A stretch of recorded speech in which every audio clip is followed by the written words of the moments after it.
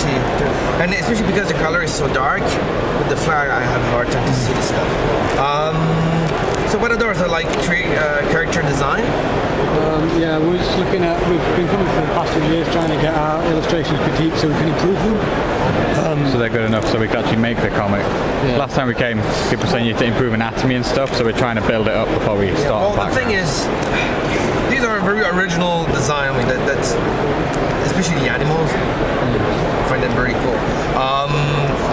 Well, comic is mostly storytelling, though.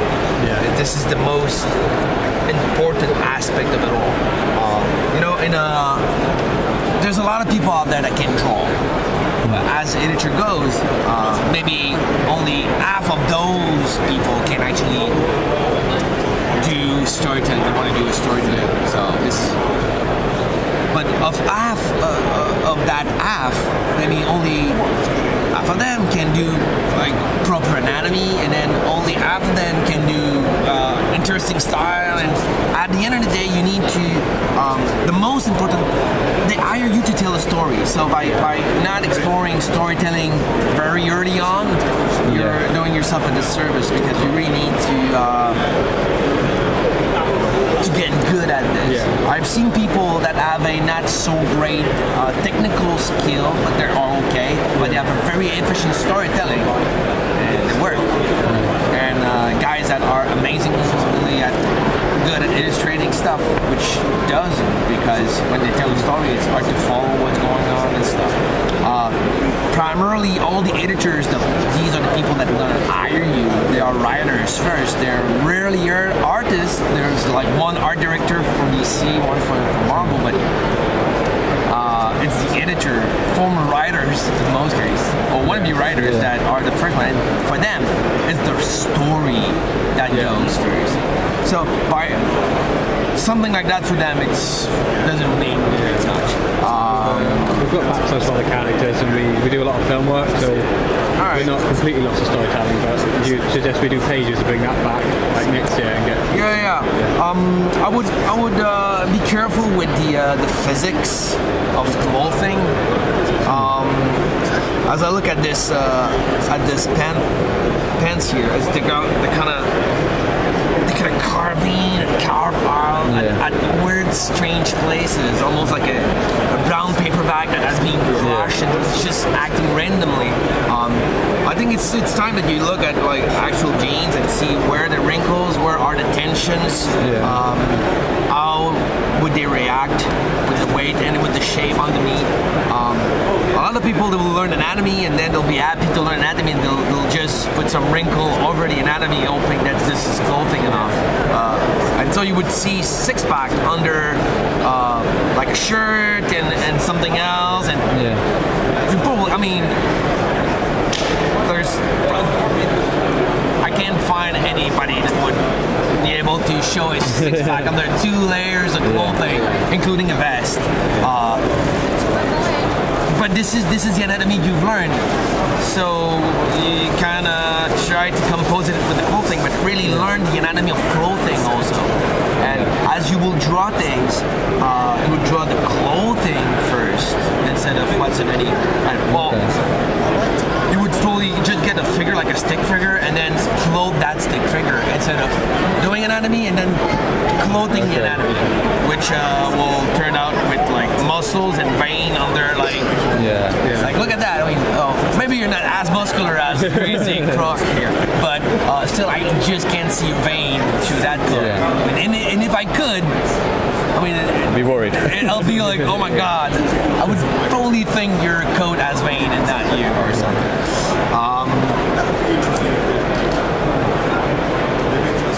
With light sources, I'm not always convinced where the light is coming from.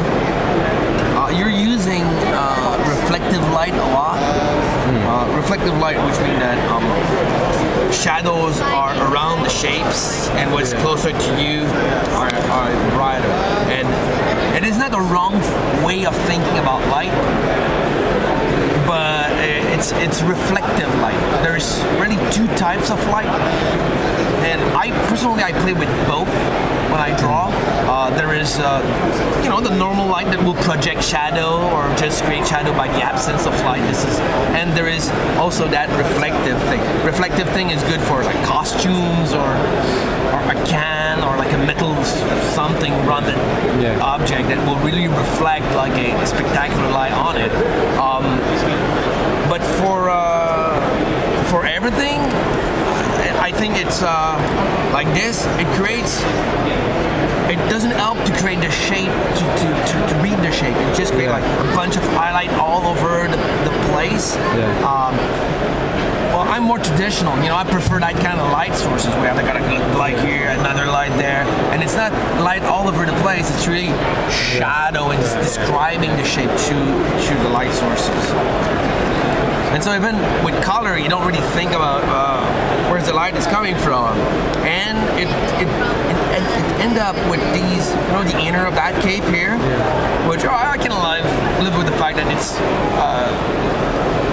brighter than, for the design of it, brighter than the exterior. All right, but still, the fact that he doesn't cast any shadow in color inside his cape, or that it feels like awkward in a way. It's harder for me to understand the 3D of it. Same thing here. What is this? Is this another cape? No, it's got to be a shadow. So you want to do a shadow, but a shadow from which light? It's the only places where there's really maybe from above. But if it's from above, it can't be that. I mean, it sort of is on the chest. But then this huge fedora will cast a cool shadow, but it's not really. It seems almost like a shadow from above. So the light's coming from all over the place, and it disturbs the reading.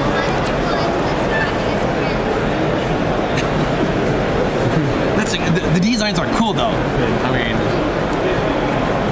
this is like the perfect Aboriginal Australian superhero or this thing. I mean, they're a cool idea, but yeah.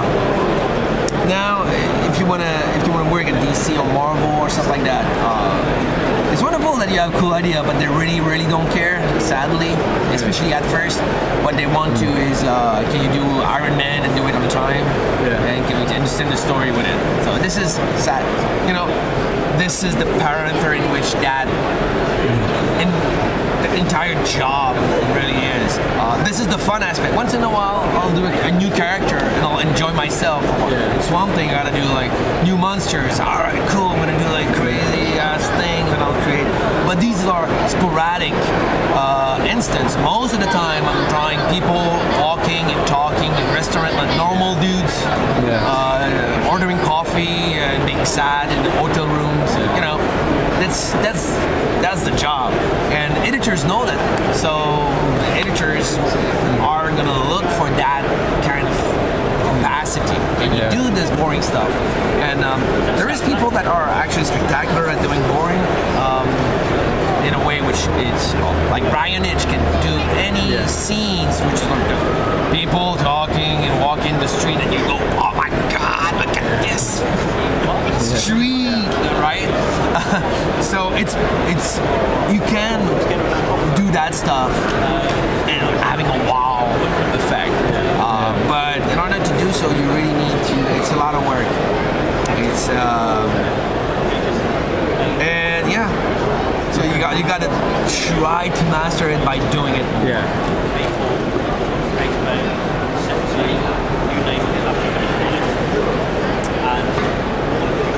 See that claw thing, man. I don't understand what's going on. It's like strong codes going up and up, and well, the fact that the light is undefined and that the clothing is acting in a weird, unphysical way. I think they're going together because eventually, if you know the light is coming from here, then you'll have to think about the shape of the clothing, and you can't go all over. Like you cannot create patches of gold like you do here. You'll be forced to realize, all right, well, here there's a structure that will catch some shadow, but maybe not here. If there is, it's like there's a point of tension here that that creates some sort of structure. On your code, it's another type because now it's reflective light, and you get some sort of. It's a sequential. It's a bunch of triangle actually that just enters into one another to create like a zigzag style pattern. So that's good for especially like very like that kind of clothing actually, which is like loose and it just wrinkles a lot.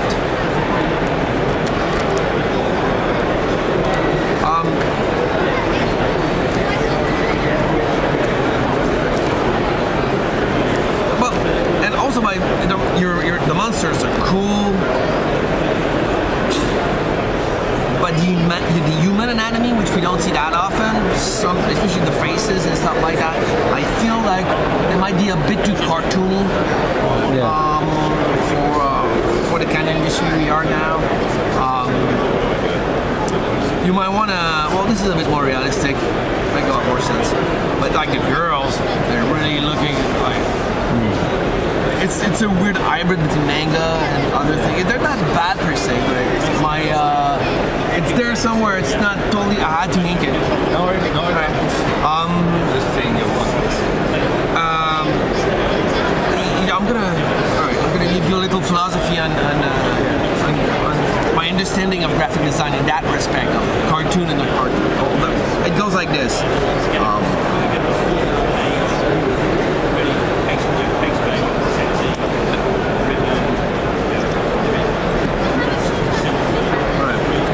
Let's pretend here I got a thing prepared, which I did not, and I have a photo of a cat here, right? A photo of a cat. Now, between the photo of a cat and this cat, all the cat's interpretation exists. From the most iconic, everybody can do this cat. My mom can do it. There's no reason. If you can do it, it's because you're like paralyzed. But everybody can do O or triangles. There's no reason not to do it. Doing a photo out of your mind, like just like this of a cat, it's very few people. I think nobody can. Nobody can reach reality to like a perfect degree. Maybe by having actual photos and playing around, let's say Alex Ross, you know Alex Ross? Let's say Alex want to do a cat, it's probably gonna end up somewhere here doing a pretty convincing cat. But Garfield is probably here. I mean, it's still a cat, right? But it's a much more iconic cat. And every existing interpretation of cat and not invented yet cat, they are all spread upon that line of reality to icon.